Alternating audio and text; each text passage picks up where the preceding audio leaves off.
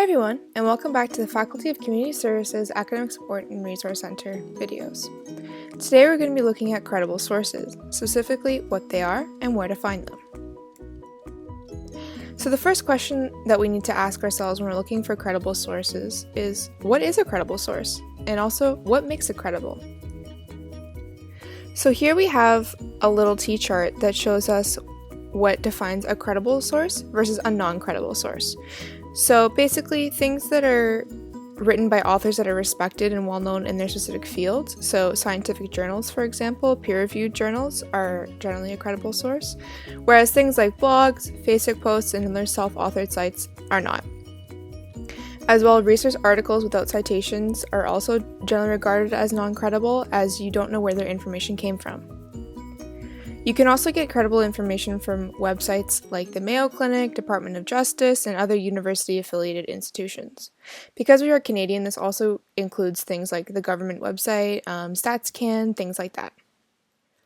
Also, it's always a good idea to use materials that have been published in the last 10 years, because sometimes if you use an article from 40 years ago, 50 years ago, even 20 years ago, the information can be really outdated. So with websites, the more information that is available, the more credible the website. If there's a specific author, the audience is clear, the purpose is informative, not biased, and the information is regularly updated, those are some clues that that's going to be a credible website. As well, websites ending in .edu and .gov are regularly checked and updated. So how do you know if the source is credible? Some questions you can ask yourself to determine if it is credible are: is there an author listed? Who are they? Are they known or respected in their field? So if you're reading a source and there's no author given anywhere, it doesn't necessarily mean that it's a bad source, but having an author definitely boosts the quality of your source and boosts the chance that the source is going to be credible. As well, when was the article published? It's always better to use up-to-date information. What's the purpose of the source? Is it an opinion piece or does it state the facts?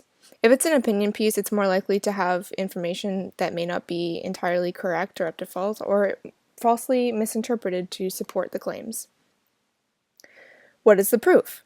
How does the source back up its claims? Does it provide support for the points it makes? And who published the source? So did an organization you trust publish a source, such as a scientific journal or government? Or is it someone that you don't know or have never heard of? So where can you find credible sources? Now that we know what credible sources are, we're going to learn a little bit more about where are some good places to look. So obviously the most easily accessible source we have is RULA, which is the Ryerson University Library and Archives. You can find this by simply Googling RULA or going to library.ryerson.ca. They have a built-in search function as well as a helpful service called Ask a Librarian, where you can chat with a librarian if you have trouble finding sources or knowing if sources are credible or not.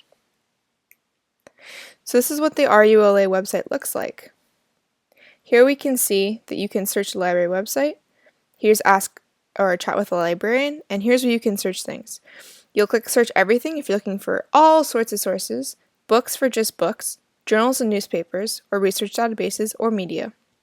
Generally, you'll be using research databases or journal and newspapers, because books will take you to the actual location in the library. As well, the hours are right there. ProQuest. So ProQuest is another great option for finding credible sources, and you have access to it through your student ID through Ryerson. So you can find ProQuest through RULA. So see how we have RULA here and ProQuest. So you connect using this button right here, and you will log in using your Ryerson login. ProQuest is great because it has My Research integration, which means that as you're looking up sources, you can actually save them right there and have the citations right there to come back to. JSTOR. So JSTOR is another research database which has full-length journals, primary sources, and they've recently incorporated books. So the way that you find JSTOR is exactly the same as the way you find ProQuest. Just go to the Ryerson Library website, click on e-resources, and find JSTOR. When you click on this button, it'll ask you to log in using your Ryerson email, and then you'll have all access to their information. So for more information, you can check out these helpful links, which we'll keep on the screen for a few moments so everyone can see them, but they will also be in the description below for easy access. Basically, they go over what is a helpful source, what's a credible source, where to find them, etc., etc. Basically everything that we've gone over in this video. Thanks for watching, and don't forget to subscribe for more videos. As well, you can find us on Facebook, Twitter, Instagram, and of course our YouTube channel at these handles below.